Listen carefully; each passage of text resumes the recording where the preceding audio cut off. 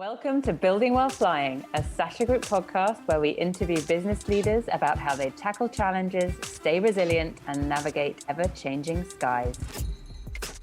My guest today is Tania Kottoor, founder of West by East. Tania has effectively married tradition with innovation. She's led her team in building the world's first AI-powered design platform for custom-fit cultural clothing and re-envisioned the process of shopping for weddings and special events. Welcome, Tania. Thanks for having me. Great to connect with you again. It's been a while. And so we were mentioning before getting started that we have a lot to catch up on. But before we get to what's new and what's changed in the last year, I'd love for you to give our listeners some of your background and what led to the birth of West by East. Yeah, I am originally from Chicago. I come from an Indian American family or household, I guess you could say. And the birth of West by East started with my wedding in 2020, right before the pandemic. I conceptualized, designed, and produced 75 custom outfits. It was a huge PR play for West by East. And guess what? It worked. The wedding was featured in Brides and Brides Today India in print and Over the Moon by Vogue. Then we got a flood of inquiries even during the pandemic. And that's when a light bulb went off and I realized that weddings and events are recession proof. So even though folks downsized on their guest list, brides and grooms had a bigger budget for clothes, jewelry, and decorations. So people's flights to the motherland were canceled. So they were desperate to shop virtually and find outfits for themselves, their bridal party guests, and we were still operating during the pandemic. Amazing. One of the things that really strikes me when I read the description of West by East, right, is the idea that you're positioning yourself as AI powered, right, and like the technology behind it. So talk to us about the role of technology.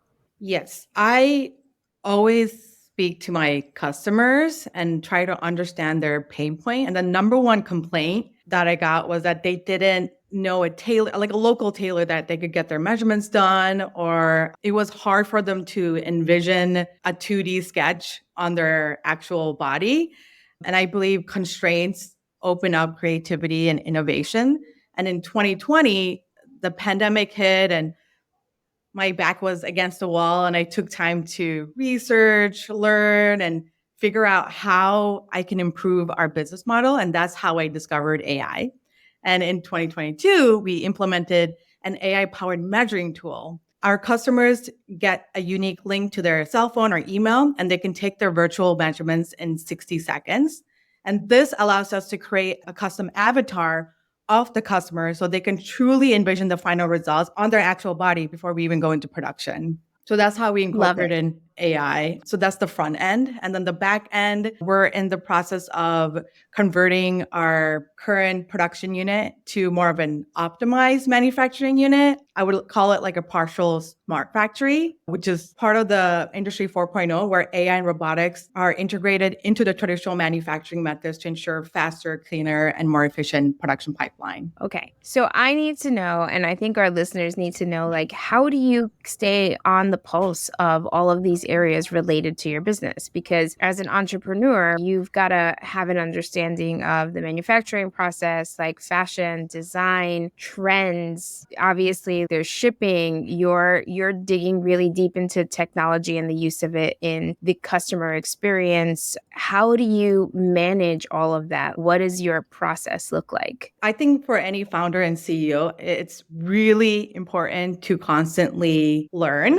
whether it's joining an accelerator program, participating in a fellowship, attending conferences, listening to podcasts, reading articles and books. There's just so much information and so much new information. And I just try to just immerse myself. And I realize that I'm a maximizer, which can be overwhelming at times, but I have to just be on top of things so that I can constantly improve myself as a founder and leader and improve the business as well. So on the same note of education, reading what you've accomplished thus far in your work, there are a lot of accolades, like a lot of grants that you've been recipients of. One is, what do you think sets you up for success with those grants? But also, how do you even keep tabs on the opportunities that are available? All right, my secret is Yes, this is where it gets really good. the secret is number one, you really have to immerse yourself into the startup ecosystem, whether you're from New York City or Austin or Miami or LA, whatever it is, and be part of these accelerator programs and fellowship. Like apply until you get into something. And then I truly believe every opportunity unlocks another opportunity.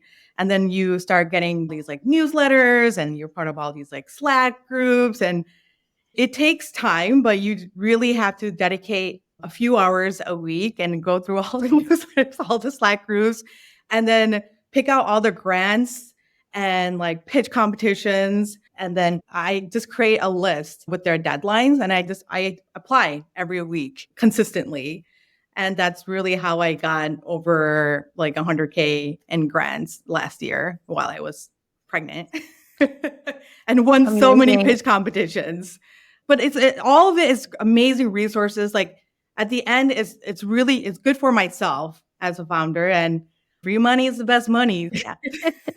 I think that's a great approach in terms of you need to anticipate that it takes work to get money, right? Nobody's just going to hand over money. There is work that needs to be done to prove your business model, right? To show like what the runway looks like, to show what you're capable of. Some of the hesitations that I hear have been, one, people holding their idea close to the vest and being fearful of sharing that idea broadly, perhaps because they fear that somebody might copy the idea, create their own version of it. I also have heard resistance to participate in things and have more broad conversations because people think that they don't need the assistance. What might you say to people who fall into those camps to try to convince them to open themselves up to those opportunities? I think I know folks who are like this. If you want to move the needle, a lot of it is building out your network, right? When you participate in all these programs and you do all these like pitch competitions, like people see you, people recognize you, and people come to you instead of you trying to reach out to them. And then it's at the end of the day, it's all about building relationships, but you have to put yourself out there. It's always going to be difficult in the beginning because it's just the unknown and it's uncomfortable. But the more you do it, you just whatever. It's just easy. You just keep doing in it. in a lot of ways, it's what marketing looks like, right? For a startup Yeah. that is a vehicle for building awareness. Is while you may not be the grant recipient, there are now, however many more people were involved in that process are now aware of your brand that weren't aware of your brand Exactly. prior to you participating in that process. That's what I hear between the lines of what you're saying is it's part of the awareness, the building the brand awareness. So it's early stage marketing. Yeah. And to your point, you just never know. Yeah. And no one's going to steal your idea. Maybe they'll steal like the concept of it, but you're you, right? Like I'm Tania Kottoor. No one's going to be me. They haven't had the same experience that I've had. They can't replicate what I'm going to be doing. They'll try to copy maybe, but they're not going to do it the way I'm going to do it. So there will be a great difference or differentiation. And I think people should chill out on that. It's okay. Yes, the differentiation is absolutely like the founders, the teams, right? Who's executing it. Like we have copies of products in every category. Exactly. It's all about what that brand says to people, right? Yeah. Like how it shows up every day. That's a big part of the differentiation. Exactly. Like I've seen so many competitors come and go in the past several years, and I've seen a lot of competitors come up in the past year or so. But at the end of the day, you just got to stay in the game. Yes. You can't give up. Just stay in the game. Again, keep improving your process, keep improving yourself, and then something will hit and then you'll just take off. I'm very confident about that. Amazing. So you talked about how the pandemic really brought on learnings, right? About the opportunities in your market. we're now in a new phase, right? I wouldn't say we're back to pre-pandemic. Like, we are a new society. How our businesses are operating are distinct. There are things that we learned that we're keeping. There are things that we learned. What have been the biggest changes for you in the last year, even? Probably that I started off virtual. I built the back end, the production unit was built all.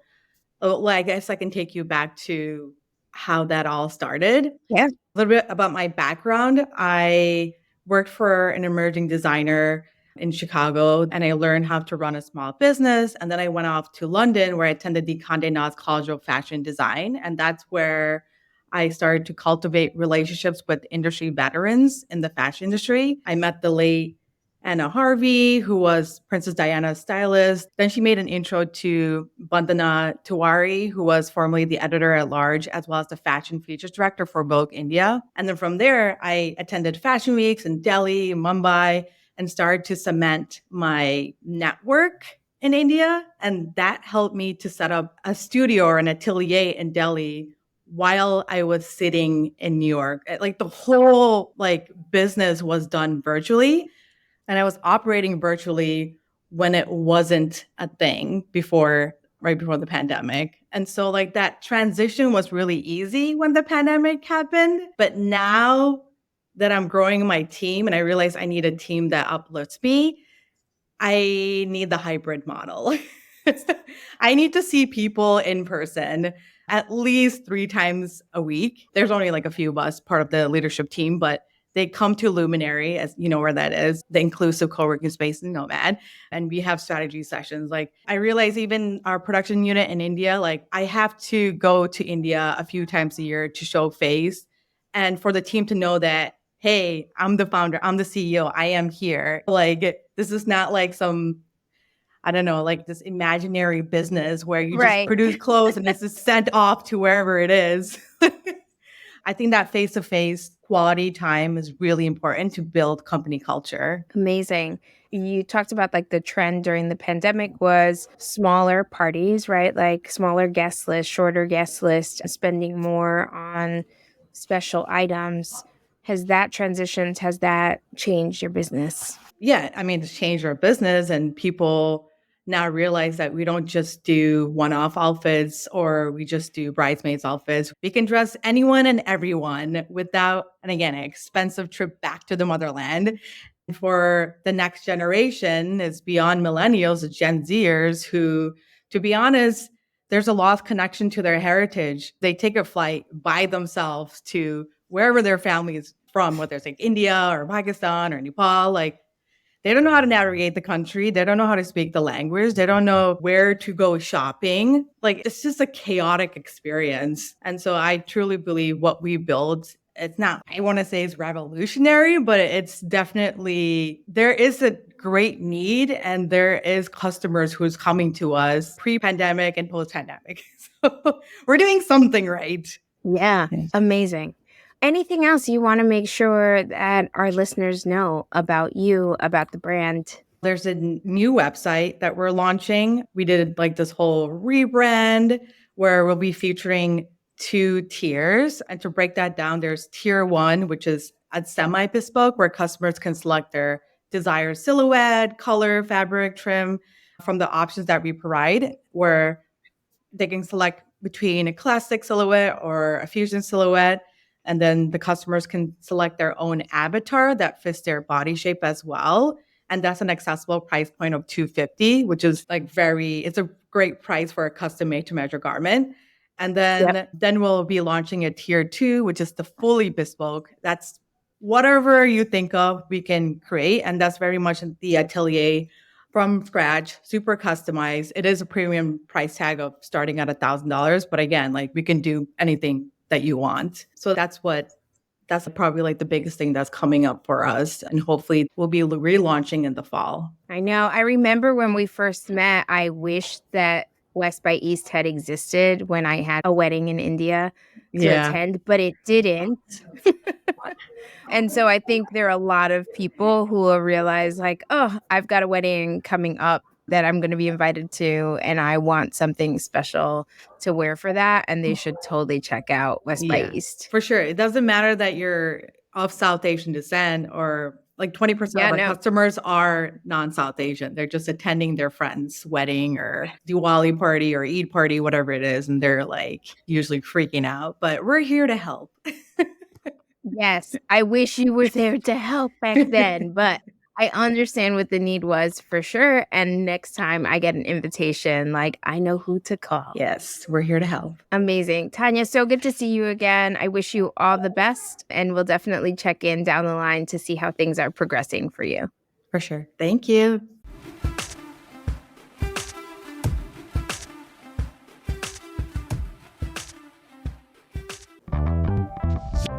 Thanks for joining us for Building While Flying today. I hope you learned as much as we did. We'll meet you right back here next time for another flight.